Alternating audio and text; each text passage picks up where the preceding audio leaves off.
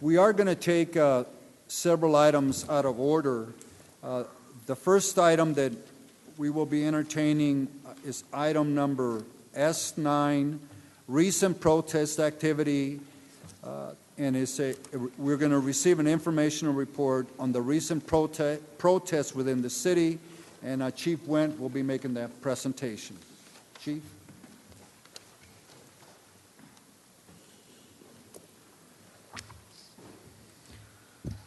All right, good evening. Sean Whent, Police Chief.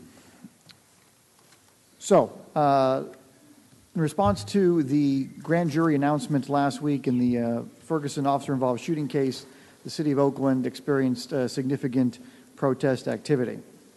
Our planning for the protest activity last week actually began in October. We held our first planning meeting on the 21st of October and then held weekly planning meetings from that point forward, including not just police department, but also outside agencies, including the Highway Patrol, the Sheriff's Department, and other city departments, including the Fire Department, Public Works, City Administrator's Office, and City Attorney's Office. From the early planning stages for this event, we were committed to facilitating peaceful demonstrations, but also prepared to take action in the event of violence and/or vandalism. Beginning on Monday, beginning the week before Monday, we placed all officers on standby when it appeared that a decision was going to be forthcoming shortly. And then we activated our response plan last Monday upon learning that a verdict was going to be announced that day. All full-duty Oakland police officers that did not have pre-approved leave were then activated for the mobile field force for the next 6 consecutive days. Many of the protesters were nonviolent. However, at times we certainly dealt with numerous groups of individuals absolutely committed to vandalism and violence. Early on the first evening Monday, we requested mutual aid from the Sheriff's Department, and we received mutual aid in 2 waves, the first from Alameda County and later in the evening from Contra Costa County. The protest numbers on the first day upwards of 1,500 people, closer to 2,000, somewhere in that range at its height. The number of protesters on the subsequent days was less. The second day closer in the 400 range, and then maybe the 200 to 250 range on the third night. Oftentimes, protesters outnumbered the police, even with our mutual aid resources in place. This created a situation in which our strategy and tactics had to take into consideration the crowd size and the level of violence or activity of the crowd. Protesters occupied the freeway at various points on the first 2 nights. They threw rocks, bottles, bricks at police officers and vandalized and looted businesses. Over the 3 nights, we made a total of 169 arrests. Those arrests are more than any other police department in the country that we are aware of for protest activity last week. The charges for most of those people were for offenses such as obstructing a public roadway, obviously that would be the freeway people, refusal to disperse after a dispersal announcement, after an unlawful assembly declaration by the police department. We made a total of 4 arrests so far for burglary, which is essentially looting, and 10 arrests for various vandalism offenses, and about a total of 10 to 12 arrests for obstructing or resisting a police officer or battery on a peace officer. We had several officers suffer minor injuries, the most significant of which was a mild concussion from receiving a brick to the face. Their helmet did absorb most of the impact of that. However, they did receive a mild concussion in the process. OPD for the 3 days deployed roughly in the neighborhood of 350 police officers each night. We used a total of 18 incidences of a use of force occurred during the 3 nights. Most of those were low-level uses of force, such as tackling somebody that we were trying to arrest. We did have use of chemical munitions on the Monday and the Wednesday. We used CS blast chemical munition devices on both of those days. We received a total of 6 complaints resulting from out of the 169 arrests. Complaints were for, in some cases, rudeness, illegal arrest, and excessive force. And so, all of those arrests occurred during the first 3 days. We currently have, as of today, 5 people that we pulled from around the building to assist with our video unit in analyzing video that we've obtained from the internet, officers' personal digital recorder devices, media outlets, and closed-circuit cameras from various businesses. So we are still going through all that video. 2 purposes: 1, to get video to the district attorney's office for charging purposes, and 2, to see where we can put out additional photos to try and identify additional individuals for vandalism and or assaults or any other crimes. We had a total of 23 businesses over the 3 nights that required a board up due to broken windows, and 5 businesses over the 3 nights that were looted. That would be 3 on the first night and 2 on the second night. We do understand the importance to the business or of the business community to the city of Oakland, and we absolutely attempted to minimize any vandalism from occurring. However, we are also challenged by the fact that in several cases these were very, very fast-moving crowds, and it simply takes a very, very short amount of time to cause that kind of damage.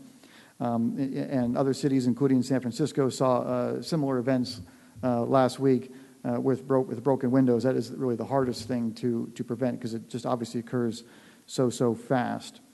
We continue to adjust our practices based off of what we see. Well, the clear lesson, the biggest lesson I would say we learned last week is that we have to be faster. These groups move very, very quickly. And so to that end, for future protests, one of the things we will be doing is trying to increase the number of officers we assign to bicycles. We can move quicker and be more agile that way, and that would help in containing these groups. Because like I said, they moved very, very quickly. Our officers worked, obviously, a lot of hours under very strenuous conditions, and while I certainly think there's room for improvement, there's always room for improvement, I do believe that they performed well under those considerations. As we deal with these protests, it's always a very delicate balance between overreacting and underreacting. We have seen the problems in the past of police overreacting, which I think leads to not only additional police violence protests, but also in some cases significant lawsuits and payouts by the city. We obviously tried to avoid that, but at the same time be aggressive enough to make arrests everywhere that's absolutely possible, which I think is evidenced by the fact that we made as many arrests as we did. I would like to commend our officers for the professionalism that they showed and their dedication to the city, giving up holidays last week and being here to protect the city under strenuous circumstances. Is that it? That is it, Thank sir. you. Do we have public speakers on this? One, go ahead. Let's go ahead and take the public speaker. Then we'll have some questions. Asada Olagbala. Did she sign up for this one?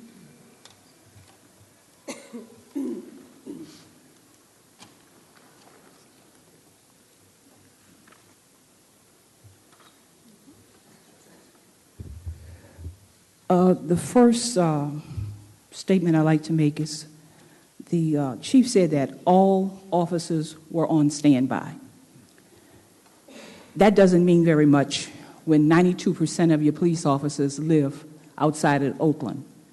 If you have officers that live in Walnut Creek, Danville, which usually takes 30 minutes to get here.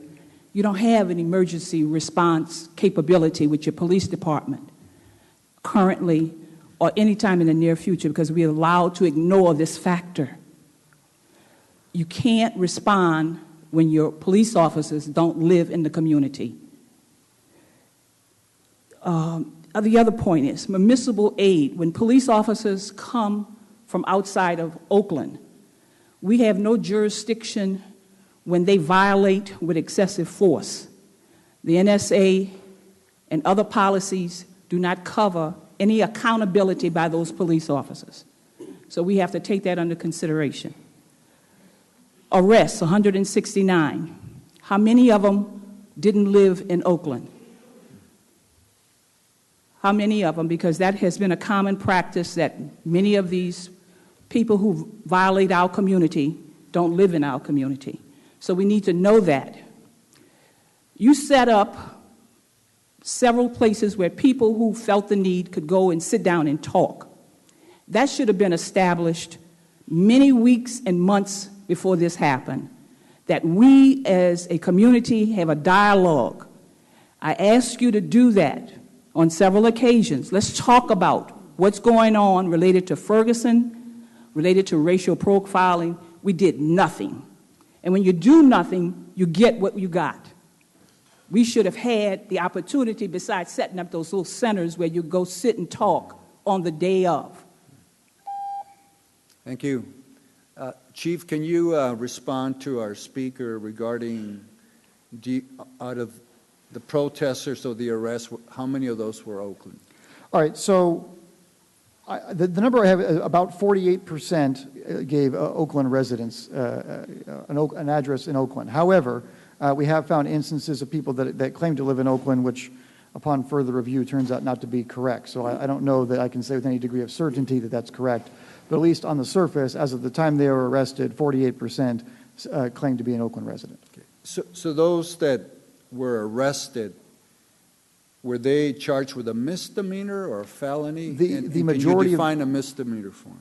The majority of those arrests are misdemeanor arrests. Those would be the failures to disperse and then the freeway violations. The felony arrests were for the looting, the burglary, and some of the vandalism offenses are felonies due to the level of the damage. So the broken windows, those are very expensive windows. That qualifies it to be a felony vandalism, whereas like a spray painting offense may not qualify. That'd be a misdemeanor vandalism. Okay. So if I'm arrested for a misdemeanor, am I retained for a couple of hours, fined $30, sent home, or what happens to it? In most cases, you would be detained for a few hours and ultimately cited out. And then what happens with the criminal case from there, it depends on your history and various other factors. However, we also are working with the city attorney's office, and in some cases we're able to pursue civil remedies to go after people for costs associated with their conduct.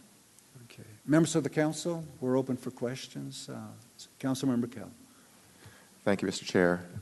Thank you, Chief, for being here tonight.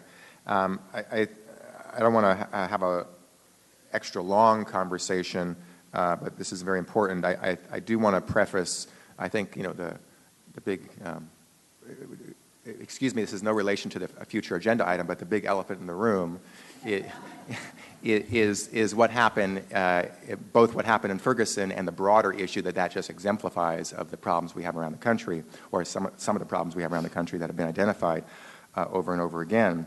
And I think most people in this city, overwhelmingly, were frustrated, maybe not surprised, but very frustrated and disappointed in the decision by the grand jury in St. Louis County in Missouri. And I've seen a number of legal experts, including a sitting judge, who have pointed out the charade of that grand jury process.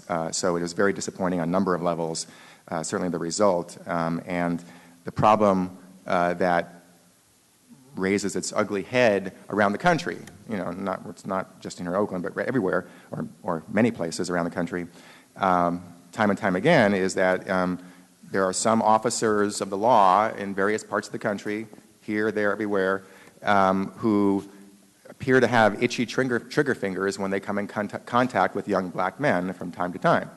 And it's a serious problem. I don't have, the answer. I know there are things that we here in Oakland are trying to do for our police force, and we've, made some progress, but have a lot more progress to make, obviously.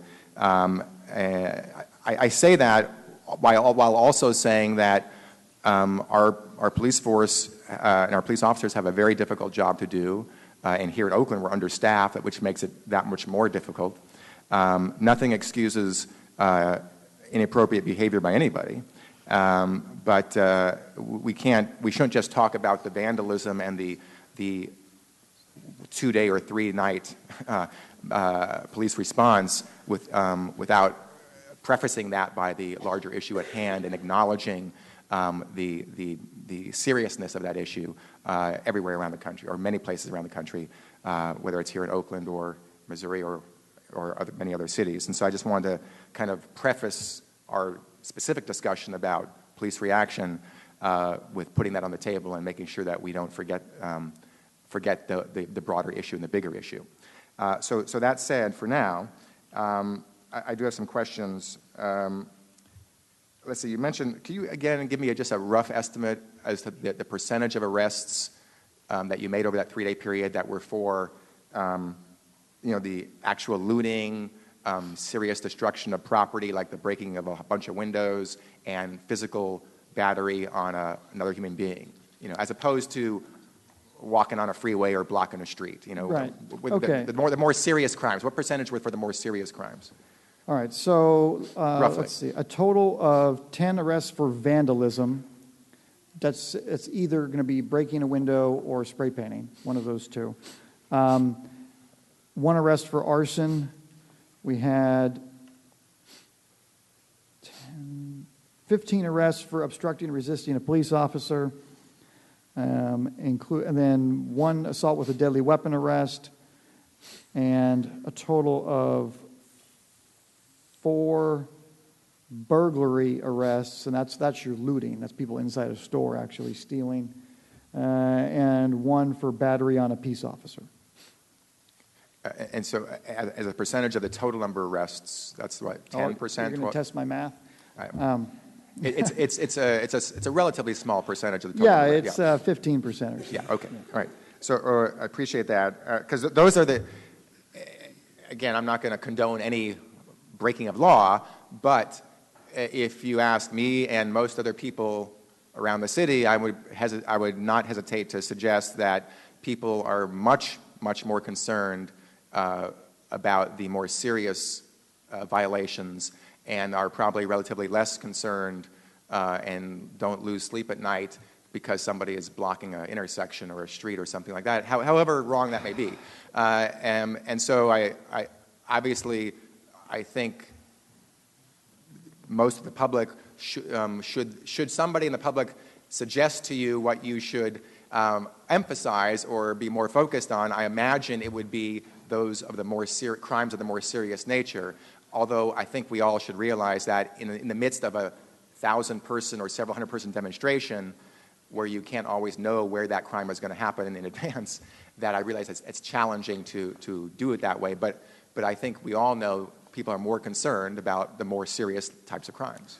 Our investigations at this point are geared toward identifying the people engaged in vandalism and burglary. That's what we're trying to identify. However, I will say that the other arrests are important as well in that in order for people to engage in the vandalism and the burglary, they need large crowds to hide in. Yeah. And so the other folks there that in some cases had their legitimate grief hijacked by those vandals and criminals, they wind up unwittingly enabling the other things to occur. Yeah, I see. I understand what you're saying, and I think we should point out, as I should have earlier, that historically, at least my observations or awareness has been in the past few years, when we have these large protest demonstrations where there's some violent element, it's probably not more than 4 or 5%, maybe even less, in terms of the number of so-called demonstrators who are committing these acts of violence, often premeditated, and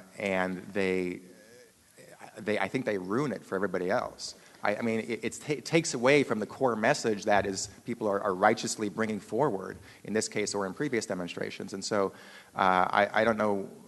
I would call those 4% or thereabouts who are doing this violent behavior, I would call them pseudo-demonstrators. They don't earn the right to be called a legitimate demonstrator, because the other 96%, certainly in this case and other cases, have a perfectly valid grievance to be demonstrating about and having a discussion about.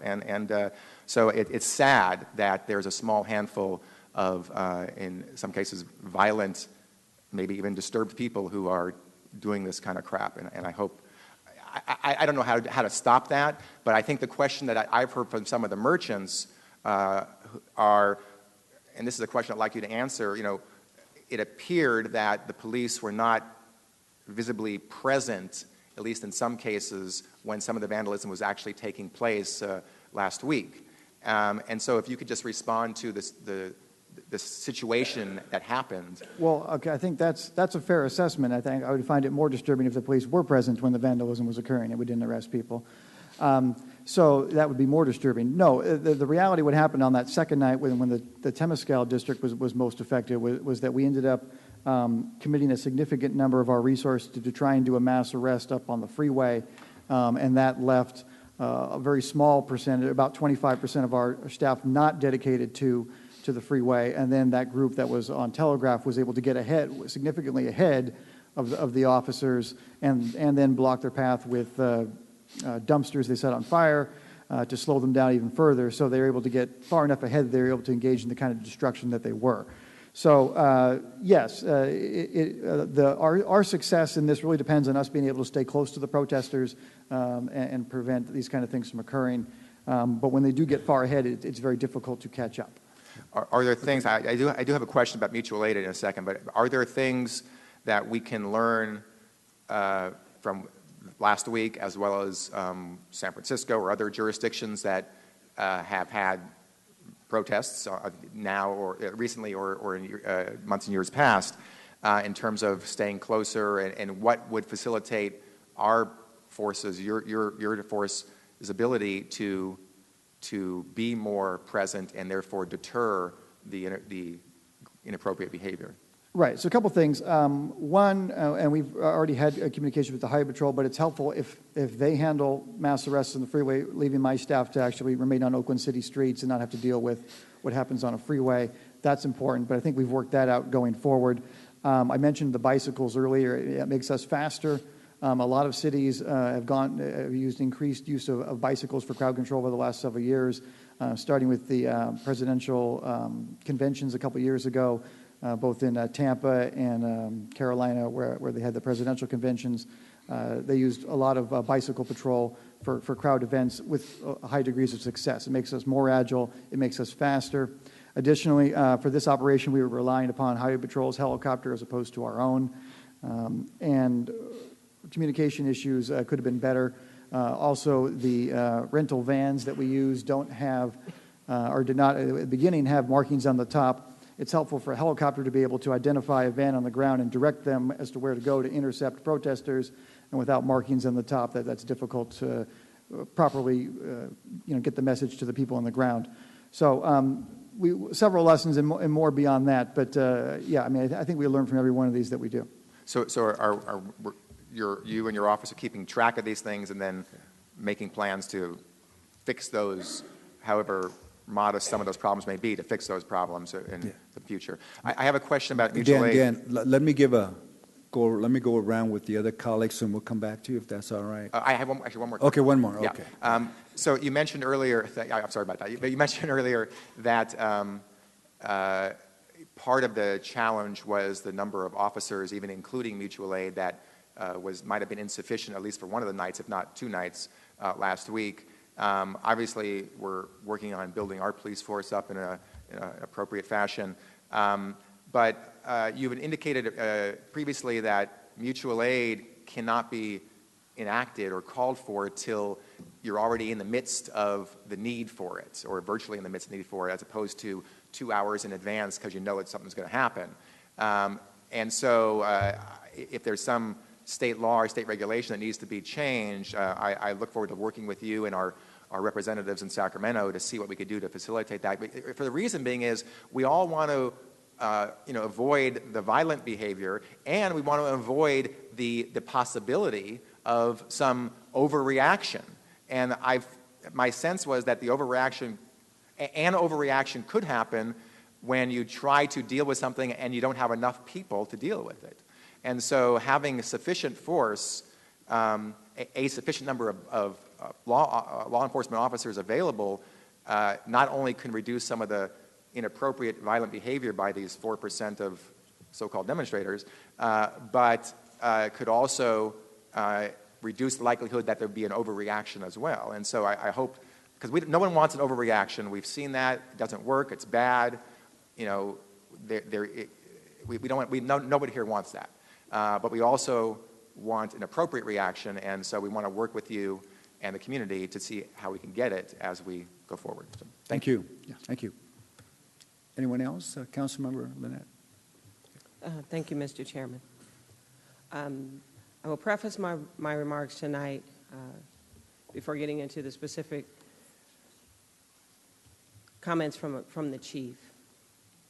This is a harder topic for us, for me this time. All across this country, we have young people with their arms up. Hands up. Don't shoot. This has been the rallying cry now because there's an epidemic in this country of too many black men, brown men being killed with interactions with police officers.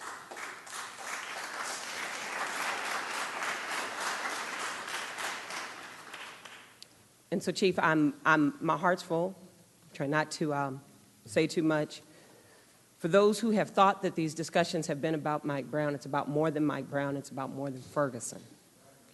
This is about an egregious practice that we have to wrestle with in this country. I want to speak to the protesters in Oakland because this is different to me than a few years ago when we were mourning the loss of Oscar Grant. This is different. When I look at what's happening on the ground in Ferguson, where some of our friends, my friends, have gone down to stand in solidarity with the families there, we see a militarized response to peaceful protests, to people who are committing no vandalism, but using their voices to draw attention to this heartbreaking situation and the lack of justice or recourse that we see in the grand jury's decision there.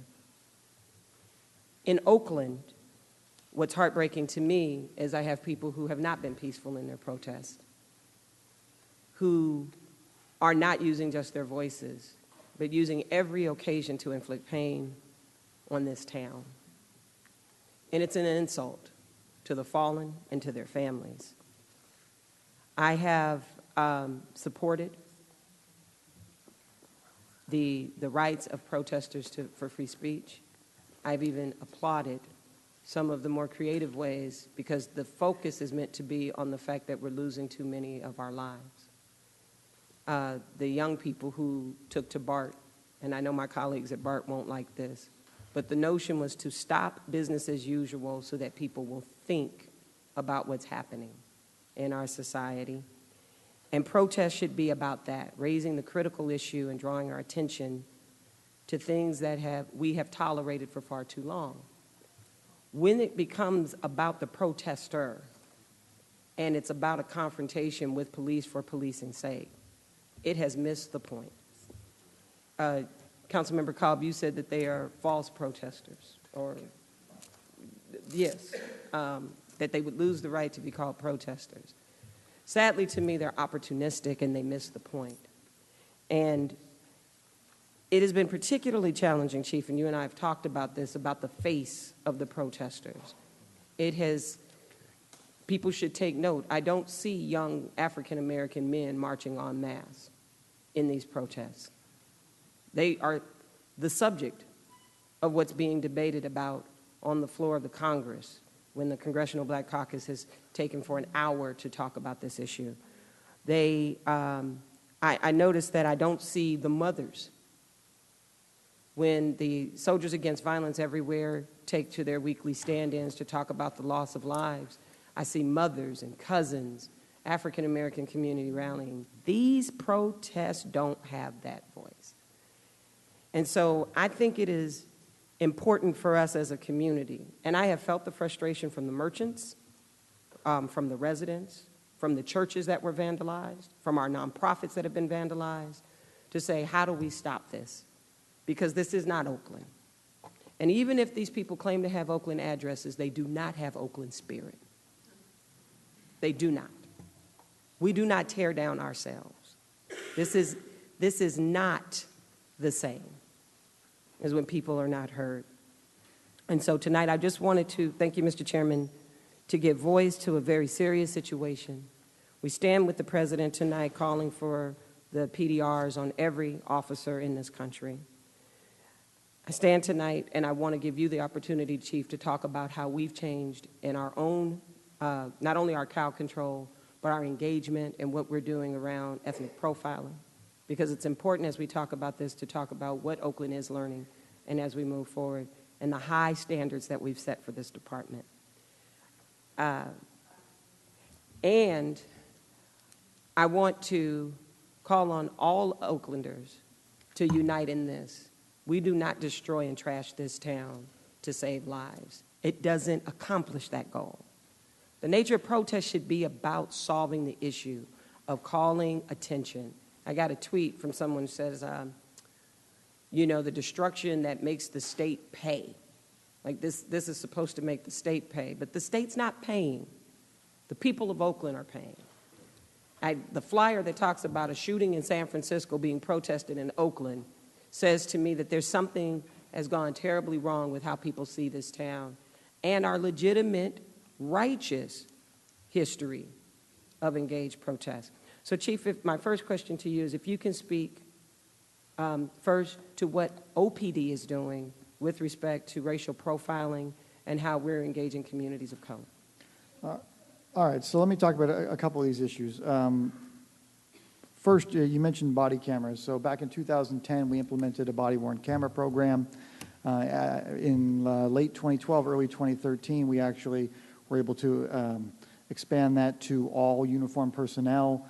So up until the recent interest in body-worn cameras, the city of Oakland actually had the largest operating body-worn camera of any police department in the country. I'm sure we will very quickly be surpassed as many police departments are going that way. But we've had a body-worn camera program of some form over the last 4 years. While we've implemented that body-worn camera program, we have seen a significant reduction in uses of force. We have seen a significant reduction in complaints against our police officers. So I think that there is some correlation there. In regard to force, we implemented several things to try and minimize the use of force by Oakland police officers, from additional training regarding use of force law to force options training, including de-escalation. So that's stress inoculation type training where they go through with like a paint pellet kind of bullets and foam batons and that kind of thing to basically put them in scenarios where they have to make good force decisions, de-escalate where appropriate, and then at the conclusion of that, explain why they used the force options that they did. And so the idea behind that, one, is obviously we want them to be able to explain why they used what force they did, but two, it helps officers make better decisions under stress. And we've also changed our force review process, so we have a very robust use of force investigation process, a force review board that critically looks at these things. We have another significant change that we did. We changed our foot pursuit policy. So we changed the circumstances in which we engage in foot pursuits and where we stop chasing people and then instead of chasing them into a backyard, instead surround the yard and tactically go in and arrest the person as opposed to just one officer chasing somebody into a backyard by themselves. And that has resulted in a reduction in uses of force. I hesitate to say it, but knock on wood, we have not had an officer-involved shooting in the city of Oakland in 18 months involving an Oakland police officer. So, and this is from an agency that traditionally averages about 7 or 8 of those per year. So we are absolutely making progress in that regard, but it's something that you have to continually work on, and we absolutely intend to continue to do that. In the area of stop data and analysis, we have been collecting data for years, but actually, I don't think we actually started getting very accurate data. It's a long story, but until really April of last year. So meaningful analysis prior to April of last year is a little difficult. But since then, we've been able to do that. We have published 2 public reports since then that break down the statistics of who's being stopped, who's being searched, and the more recent report also includes information on the reasons for searches as well. We also found out, interestingly, in there that of the stops that we make, something like 13% of the people account for almost 30% of the stops that the department makes. So you wind up with some of the same people being stopped multiple times, and a good number of those are on probation or parole. And so really, I mean, our overall strategy over the last year and a half has been to be more focused. Part of our ceasefire program, obviously, is identifying the groups and gangs that our intelligence tells us are most active and focusing on them, and thereby inhibiting their ability to continue to engage in violence upon one another. It's more effective than simply putting a whole bunch of cops in an area and tell them to stop everything that moves. It's inefficient. It's unethical. We don't do that. So really contrary to the stop and frisk that people have been, I just want to make sure that people don't gloss over that the practice that you've implemented under your watch is around really targeting people who are known to be violent or to engage in criminal activity, but not to criminalize a neighborhood or a set of blocks where you're stopping all African-American males because between 5'2" and 6'5", right? Exactly. So the idea is to really engage with the people that our intelligence tells us are engaging in the most activity. When you go out and just flood an area with cops and tell them to stop people, they wind up stopping a lot of the wrong people. The people in the neighborhood see you're stopping the wrong people, and they come to one of 2 conclusions: that you're either incompetent or corrupt, neither of which is positive, and that's what we seek to avoid.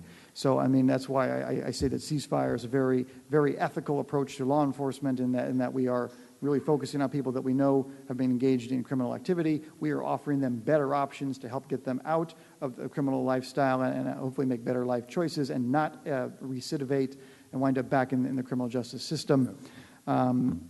Also related to stop data, we've recently hired a professor from Stanford University to help work with us on that, to help, come up with training, some bias awareness training, and also potentially some interventions that we can do where we identify outliers, problems that may exist.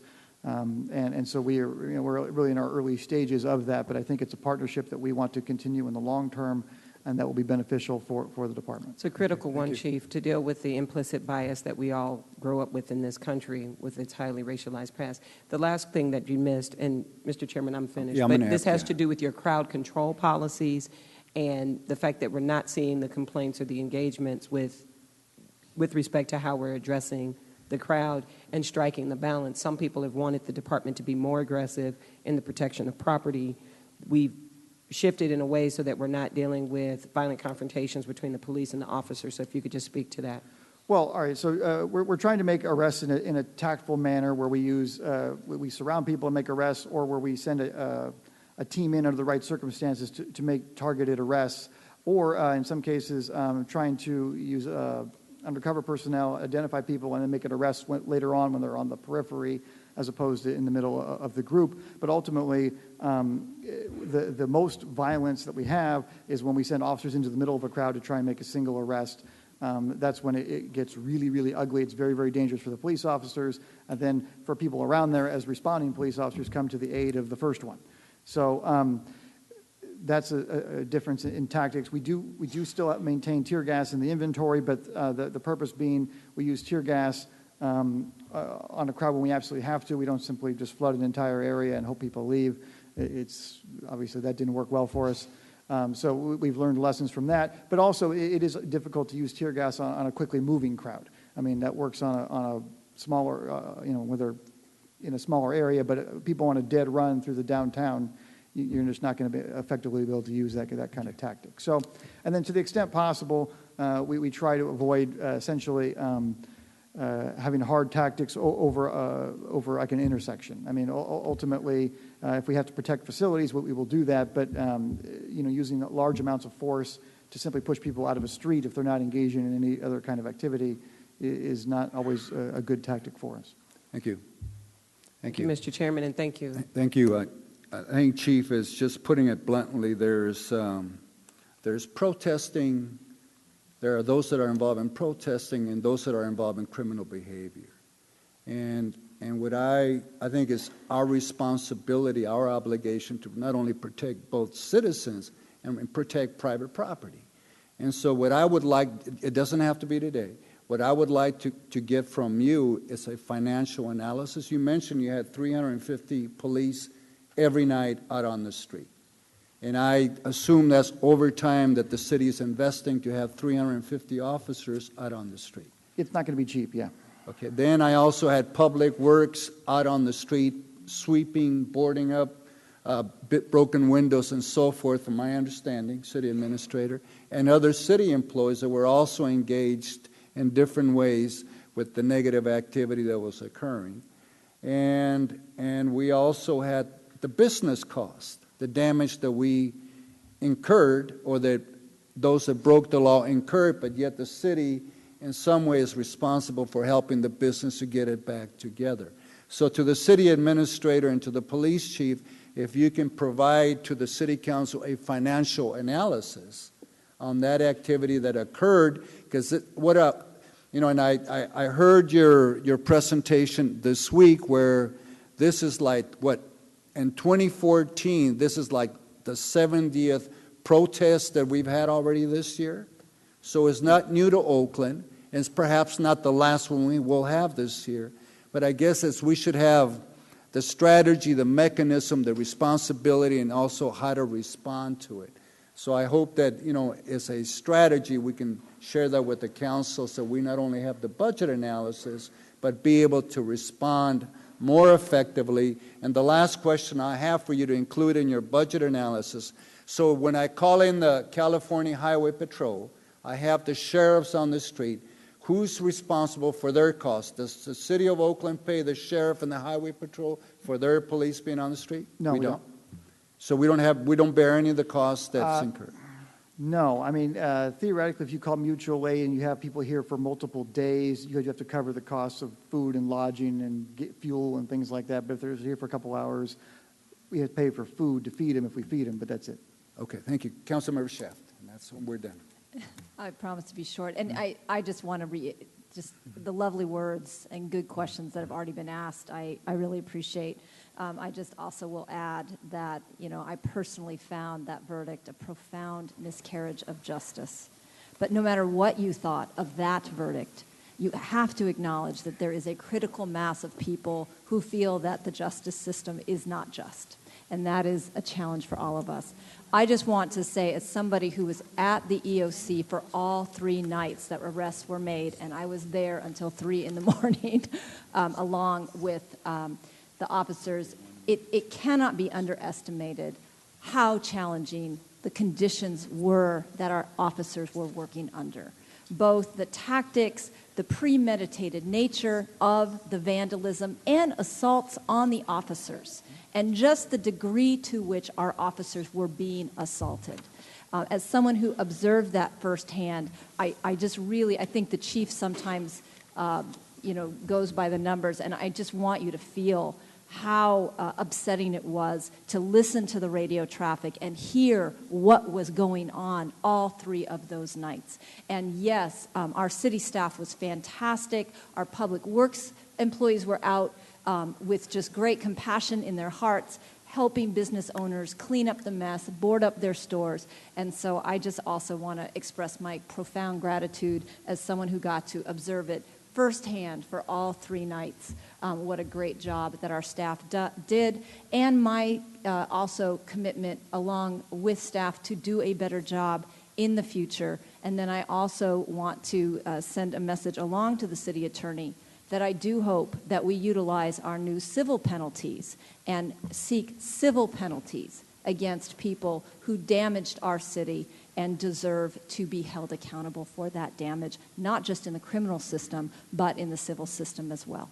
Thank you. Thank you. Thank you. Thank you, Chief Whent. Thank you very much.